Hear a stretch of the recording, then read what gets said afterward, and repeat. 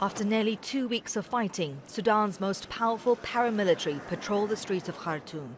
Field commanders say their forces control areas in the southeast of the capital, but it's difficult to verify information. The battle has intensified around Khartoum airport and is still being contested by army and paramilitary troops.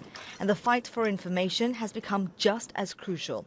Here, the Rapid Support Forces, or RSF, says it maintains its presence. To all those listening to any false rumors that RSF are in control of the General Command or the airport, we are now inside both facilities. But Sudan's army denies giving up power. As you can see from the green square, up to this point, there is nothing but the army personnel. They're now combing the area for RSF fighters. The army released video celebrating the surrender of what it says are Rapid Support Forces fighters in al-Fashqa al-Sugra in the southeast, and a general meeting troops in Khartoum. Earlier in the day, an airstrike hit several homes in Kalakla, south of the capital. Sudan's Doctors Committee is warning of dozens of casualties. The Rapid Support Forces is accusing the army of directly targeting civilians, but the army says the RSF troops are hiding in civilian areas and using people as human shields. The conflict has led to a major humanitarian crisis. Millions of people in the capital are trapped in their homes with power outages, no running water, lack of food and an internet blackout. The chaos has spread to state prisons where hundreds of inmates from Kobe National Prison have reportedly escaped.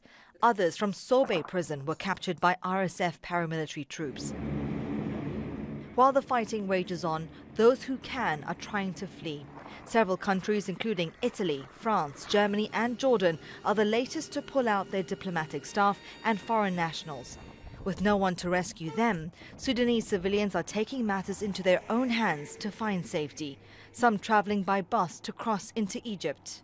Getting out of Khartoum was definitely the most difficult part of this entire journey. Having to go through these checkpoints where you don't know whether you're going to be robbed or killed, or just holding my mother's hands, looking into my grandma's eyes, just all holding each other's hands and praying that it all goes smoothly. There have been more international and regional calls for mediation. Ethiopia's Prime Minister is appealing for both sides to talk. I ask my brother al-Burhan and my brother Hamidti to stop the fighting immediately and adopt dialogue. But the two warring sides appear determined to fight on as Sudan enters a new phase of war and a deteriorating humanitarian situation. Raheela Mohamed, Al Jazeera. Let's get a live update now with Hiba Morgan. She's our correspondent joining us from Khartoum. So Hiba, day 10 and reports of people in the capital going days without electricity or water as the fighting really shows no sign of letting up. Yes, indeed. Now, some people are trying to leave the capital along with thousands of others who've already made their way either to neighboring states like Jazeera in the central part of the capital, or to River Nile state in the northern part of the capital. But the issue right now comes down to the issue of financial means. Banks have been closed since the start of the fighting. Online banking operations have also been stopped because many of the banks say that their facilities have been hit and they've not been able to allow their staff in because of fighting ongoing in the streets and their safety and fear for their safety. So for many people, they say that they want to leave because the situation has become untenable with no running water for 10 days now, no electricity, and then there's the issue of getting commodities. They can't go to the markets because there is no market. Many of the markets have been burned down, and where they are still standing, prices have increased, and again, people don't have the financial means. So they're trying to get out if they can, but they say transport costs and fuel costs have also more than tripled, and in some places gone up to 10 times the price. So they say that they're just waiting for this fighting to end, and they're trying to live with the situation. But many of them say that they're in desperate need of water, they're in desperate need of electricity, but most of all, they're in desperate need of medical assistance because they do have people who are injured, but hospitals have gone out of operations due to ongoing fighting and artillery strikes on medical facilities. Okay, Hiba, thank you so much. Hiba Morgan reporting for us from Khartoum. So, as we mentioned, fighting north of the capital has intensified in the last few days. Civilians living in Khartoum say that airstrikes have been launched near the state broadcasting center in al-Burhan. Fighting has also escalated between the army and the rapid support forces in and around the area of Bahri. Joining us on the line from Port Sudan is Dalia Mohamed who's a civil activist who's just arrived from Khartoum. Dalia Mohamed, thanks for speaking to us. Can you tell us about your journey from Khartoum to Port Sudan? Thank you for having me. It literally took us actually 24 hours. We left at noon yesterday and we arrived at 2 p.m. this afternoon in Port Sudan. We tried to take the safest route possible. I've traveled around Sudan, but that was the first time I've seen some of the roads and the travel path that we took. But we made it, and what did you see on the way there? We don't did know you what's encounter happening any? next, but we're here, so we've got to see. What did you see on the way there? Did you encounter any military checkpoints? No, we only encountered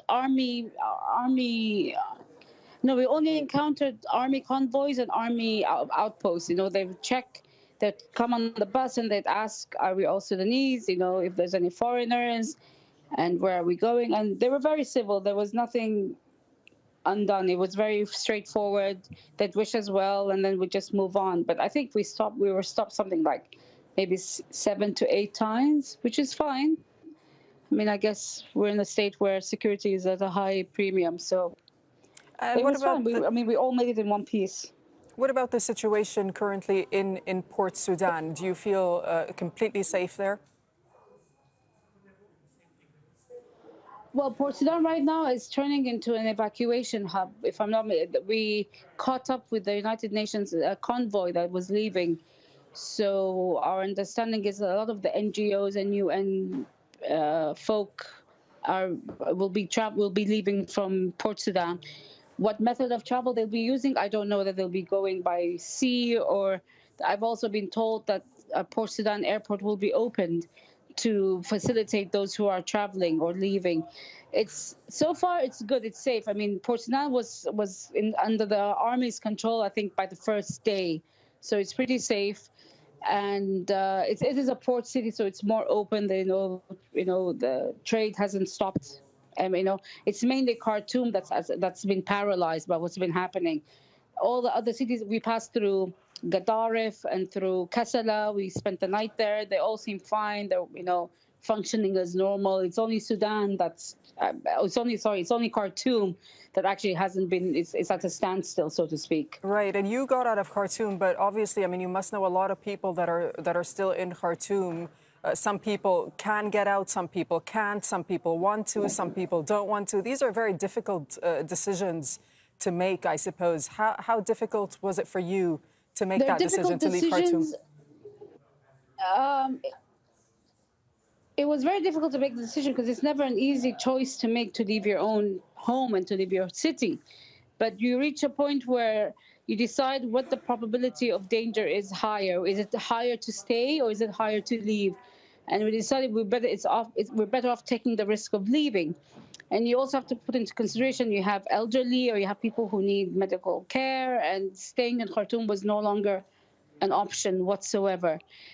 At the same time, I guess when supply is high and demand is low, the prices for, tickets for coach tickets or private car hire shot up. So those who were able to leave Khartoum, unfortunately, are those who can afford to do it.